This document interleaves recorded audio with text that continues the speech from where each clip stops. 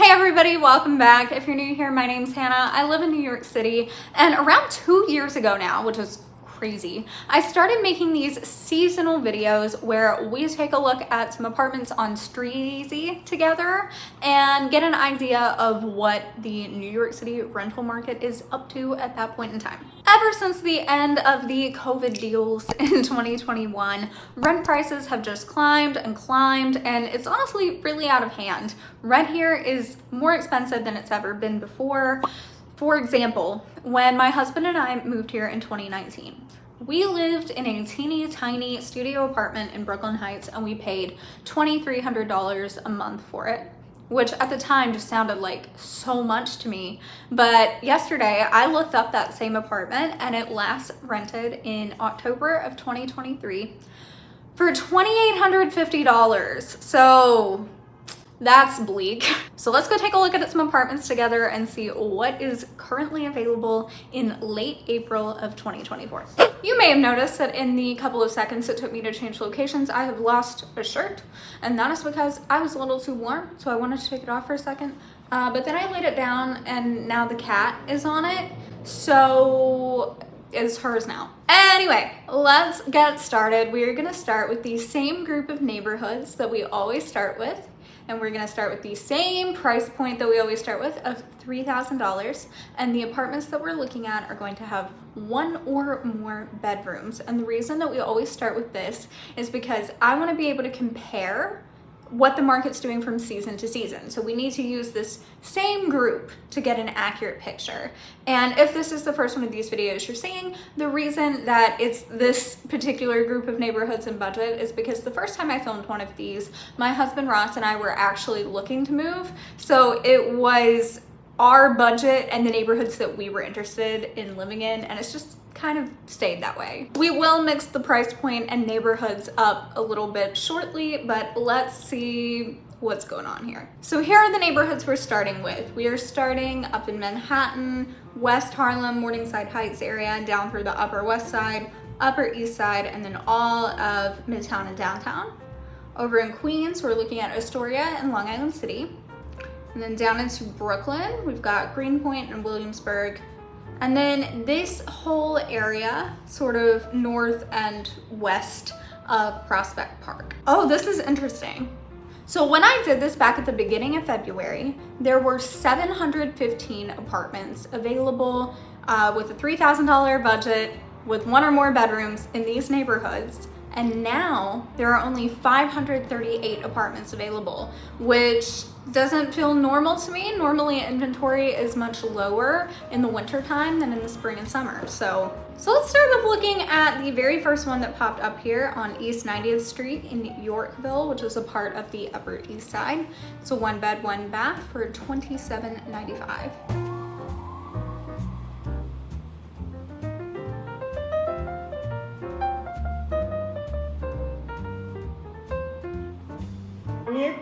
Between first and second. We'll kill the volume on that. This is small. Like small.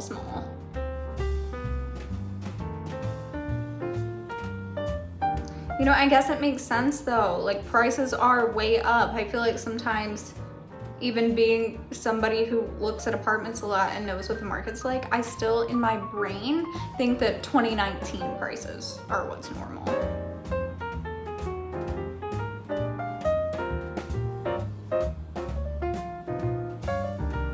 This is not a very well done video.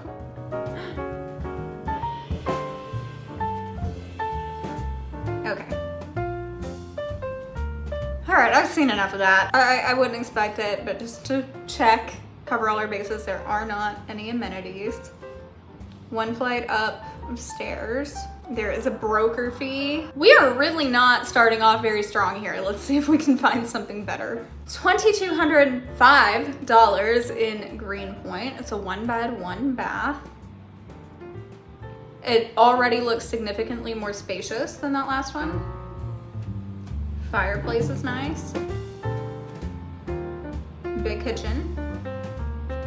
I've noticed that a lot of the places in Williamsburg and Greenpoint in particular seem to have really large kitchens. I don't know what that's about, but I have noticed that.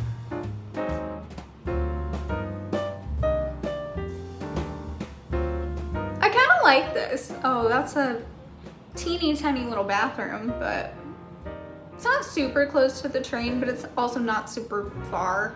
I think I like this one. Let's see, we've got a 10% broker fee. Let me just back up, just in case anybody's unfamiliar. A broker fee is a fee that you pay to the broker associated with the apartment that you are renting. So even if you have found this on your own and, you know, really done all the legwork on your own, if a broker is attached to the unit in any way, they open the door for you, you gotta pay them a fee. And sometimes it is 1 month's rent, sometimes it's 10 or 15% of the annual rent. So they're really not cheap. That being said, this place is $2,200 and looks really nice and spacious for the price. So the broker fee might be worth it here. I don't know, they just make me really mad. So $2,350 in Astoria, Queens, 1 bed, 1 bath. We're starting off strong with a nice spacious balcony with a pretty view. So that's great. Whoa, colorful. I wonder if the current tenant painted and it will be painted back to white or something. Oh, see, I like this color, this green color on the wall, but that orange was foul.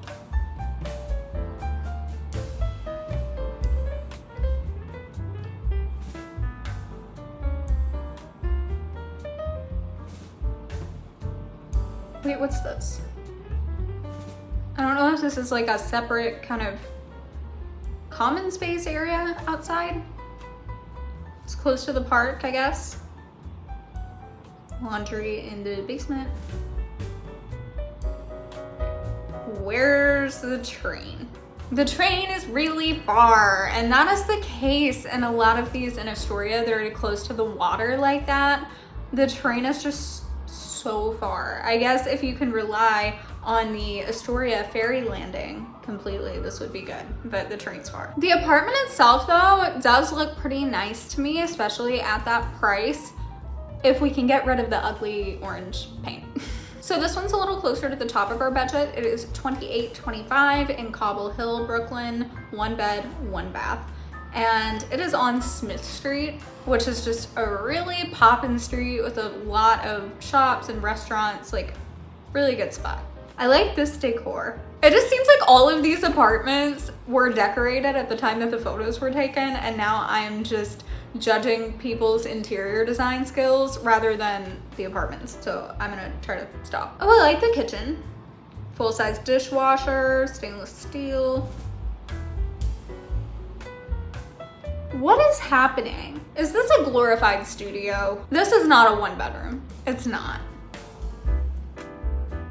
No, this makes me so mad. There is an alcove with like a little pulley screen thingy, and they're trying to pass this off as a 1 bedroom. It is a studio. Do not fall for this. It has a dishwasher and central air. It's really close to the train. Like I said, that location is just great. It doesn't say anything about a broker fee either way, which leads me to assume that it has one, because if places don't, they're probably gonna use that as a selling point.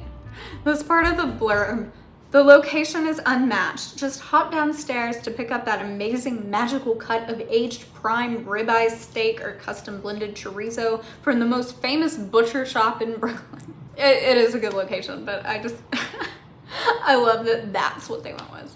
$2,875 in Manhattan in the East Village, 1 bed, 1 bath.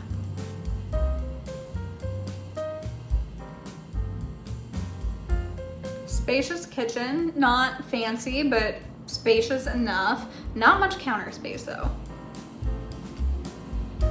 That's sad. Bathroom's not bad. And then they start throwing in pictures of the cool neighborhood to try to distract you from the apartment not being great. Oh, it's so close to Veselka though. Veselka is this delicious Ukrainian restaurant, the best pierogies. Oh, it's so good. Junior 1 bedroom, why are they calling it that? Probably, I don't know. It's got a window and a closet. Normally when they call it junior one bedroom, it's missing a window or a closet. I don't, maybe they're just trying to be really honest, which is better than that fake one bedroom we saw a minute ago. I don't know. I don't think it's great, but it also doesn't surprise me considering the area that it's in. It's kind of what I would expect. So I know we've only looked at a few, but let's change things up now because we look at this same group of neighborhoods and the same price point every time. So I'm just gonna mix it up. I remember a while back, it wasn't even on the last one of these that I posted, but like a while back, and I never did it. Somebody asked me to show some really expensive apartments. So let's look at some really expensive apartments. We can keep the same neighborhoods for now, but let's up the budget to the highest it'll let me, $15,000. Can you imagine paying $15,000 a month in rent? Oh, and I'm gonna give a minimum budget here of $8,000. We got 874 of these. Okay, that actually makes me sick that we have way more apartments in this price range than in 3,000 or under. Okay, we have a 2-bed, 2-bath in Chelsea for $8,850. We've got 1 month free here, bringing us to a net effective rent of $8,113 for a 2-bedroom apartment.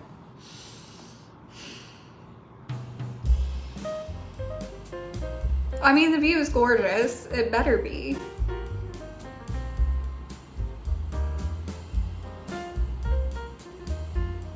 Cool.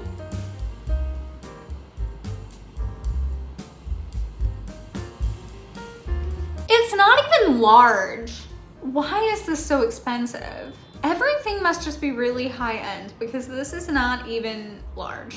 That's not even the cool part of Chelsea. I think that this like upper part of Chelsea, it's like the midtown part of Chelsea, and then the bottom half of Chelsea, that's the cool part of Chelsea where I don't know, it's more fun. So we don't have a broker fee on this place, which is very common for luxury buildings. Usually they have their own leasing offices, so there are no brokers attached to anything. Let's see, what are these amenities? 24-hour doorman, package room, fitness center, 50-foot long indoor swimming pool, children's playroom, immaculately landscaped roof decks, Wi-Fi enabled lounge with entertainment center, complimentary bike storage, up to 2 pets allowed. Here's what I don't understand though. There are apartments more like in the $4,000 range that have these things. Maybe not in Chelsea, but I just don't understand what makes these really expensive places so much more expensive than a regular expensive place. You know what I mean?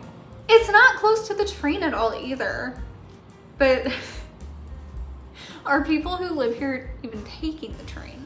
I am not at all trying to be judgmental. If you can afford this place, if your rent's this high, like great for you, truly. I'm just having a hard time comprehending what is making this not even very large 2-bedroom apartment that is far from the train almost $9,000 a month.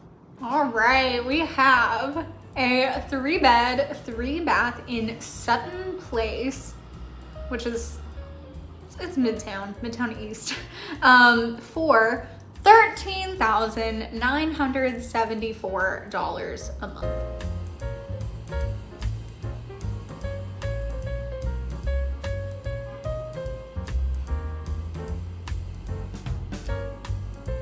That's nice.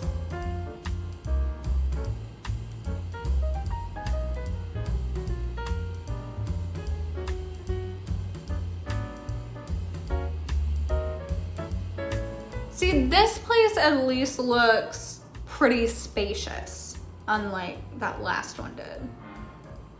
It's close to the train. We've got, again, all the amenities here. I don't even need to read them out, all of them.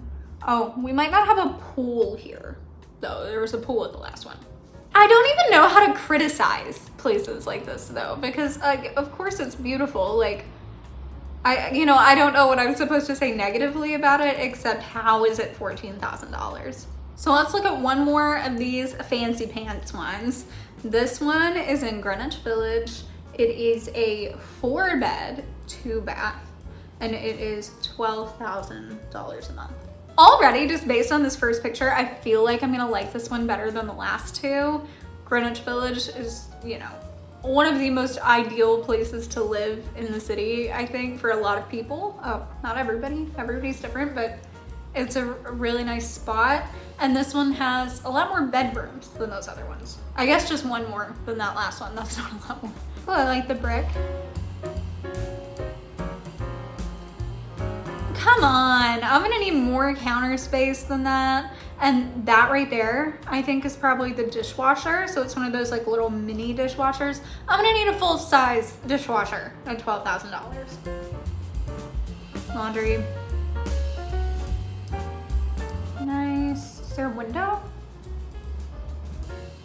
Yes. Unless this is another bed. Is this the same bedroom? No.